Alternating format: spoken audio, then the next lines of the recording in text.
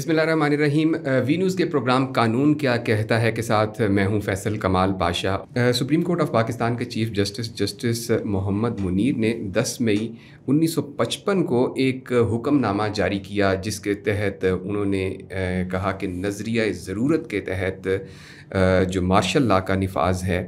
یہ لیگل ہے، قانونی ہے۔ اس نظریہ ضرورت کو لے کر ہمارے ملک میں کافی بحث بھی ہوئی، اور جسٹس منیر صاحب جو ہیں ان کو اچھے الفاظ میں یاد نہیں کیا جاتا کیونکہ وہ پاکستان میں نظریہ ضرورت کے بانی ہیں۔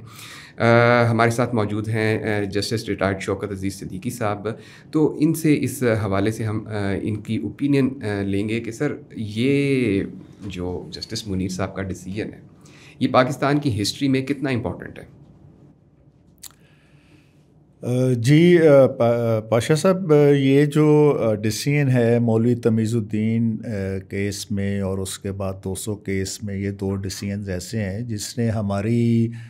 سارا ایک ڈیموکریٹک جو ٹریک ہے یا کانسٹیٹیوشنل وے فارورڈ ہے اس کو جیپرڈائز کیا، اور اسمبلیوں کی تحلیل کو جو ہے وہ جائز قرار دیا گیا، اور پھر نظریہ ضرورت جو ہے نوٹوریس ہم تو کہتے ہیں کہ نظریہ ضرورت کا سہارا لے کر کیا گیا۔ یعنی کہ یہ تو طے تھا کہ قانون اور آئین اس چیز کی اجازت نہیں دیتا، لیکن اب ایک نظریہ ضرورت کے تحت ہو گیا، ایک غلط کام ہو گیا، وہ ضرورت تھا، اب لیے اس کو جسٹیفائی کر دیا۔ اس دن سے لے کر آج تک ہم مختلف مواقع پر جب بھی اسمبلیاں کوئی مارشل لاء لگتا ہے، تحلیل ہوتی ہیں، اور جب الیکٹڈ گورنمنٹس کو گھر بھجوا دیا جاتا ہے تو اسی نظریہ ضرورت کا سہارا لے کر ہم فیصلے کرتے ہیں۔ اب آپ لا آف نیسیسٹی یا پرنسپل آف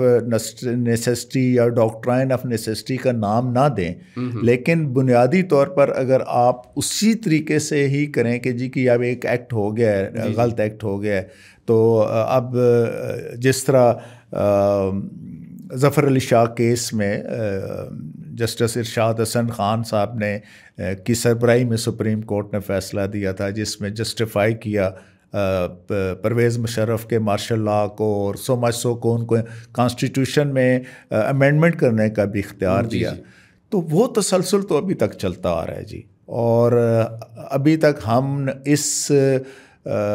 کہتے تو ہم بہت ہیں کہ ہم نے نظریہ ضرورت کو دفن کر دیا ہے، لیکن ہر کچھ عرصے بعد نظریہ ضرورت اپنا گنڈاسا لے کر باہر آ جاتا ہے، وہ دفن نہیں ہوا ابھی تک۔ سر، جو ہمارا جو ملک میں ڈیموکریٹک پروسیس کو ایوالو ہونا تھا اور جو ہونا چاہیے تھا، اس میں اس نظریہ ضرورت نے کتنا بڑا رخنہ ڈالا، اور کس طرح سے اس نے ہماری جو قومی گروتھ ہے اس کو روکا؟ وہ میں نے عرض کی نا جی کہ اس نے تو ہمارا ٹریک ہی چینج کر دیا جی، ٹھیک ہے۔ اور ہم ایک ہائی وے پہ ہم جا رہے تھے، تو انہوں نے جناب اس فیصلے کی وجہ سے ہم کھنڈرات میں چلے گئے۔ قومیں جو ہیں وہ آگے بڑھتی ہیں، آگے کی طرف جاتی ہیں، لیکن ہماری جو انڈیپینڈنس ہے جوڈیشری کی، وہ جسٹس منیر صاحب کے دور سے ایسی کمپرومائز ہوئی ہے کہ آج تک ہمیں بیچ میں چند کچھ بہت ہی تھوڑے عرصے کی کچھ مثالیں تو ملتی ہیں جہاں پر کچھ جج صاحبان نے کوئی جرت کا مظاہرہ کیا ہو، کوئی کمپرومائز نہ کیا ہو، یا اس فیصلے کا سہارا نہ لیا ہو، ورنہ تو ہماری ہسٹری یہ ہے۔ حتیٰ کہ آپ دیکھ لیں ذوالفقار علی بھٹو صاحب کے کیس کا حوالہ خود جسٹس نسیم حسن شاہ نے کیا، ایڈمٹ کیا، کنفیس کیا، اور ظاہر ہے کہ جی دباؤ قبول کرنے پڑتے ہیں۔ جب آپ دباؤ قبول کرتے ہیں تو ظاہر ہے وہ بھی ایک نظریہ ضرورت کا، آپ اپنے لیے وہ نظریہ ضرورت ڈھونڈتے ہیں۔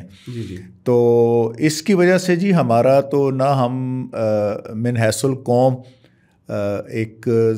سولائزیشن کی، مطلب ایک جو بنیادی ڈاکیومنٹ ہے جو ہماری ایگزسٹنس کا، وہ آئین ہے، اور نظریہ ضرورت آپ سمجھتے ہیں کہ آئین پہ کمپرومائزڈ ہے؟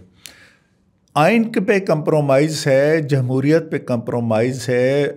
جو آپ کے فنڈامنٹل رائٹس ہیں اس کے اوپر کمپرومائز ہے، آپ کا جو ایک پارلیمانی نظام ہے اس کے اوپر کمپرومائز ہے، لوگوں کی ریپرزنٹیشن کے اوپر کمپرومائز ہے، سب سے بڑی بات عدل و انصاف کے اوپر کمپرومائز ہے۔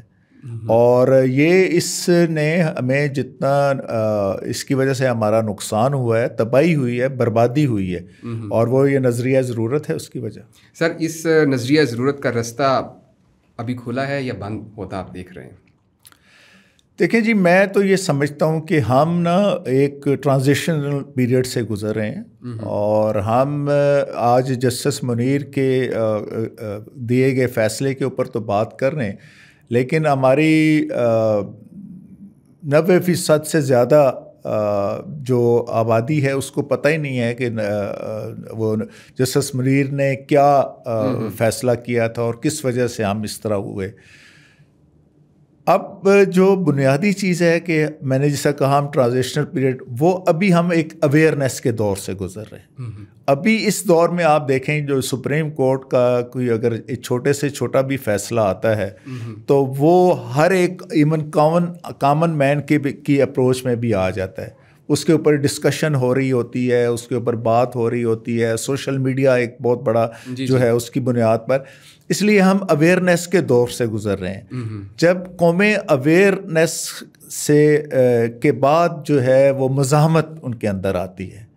اور جب ہماری قوم کے اندر اویئرنیس مکمل ہونے کے بعد مزاحمت کا ایک آئے گا پہلو، تو پھر انشاءاللہ یہ نظریہ ضرورت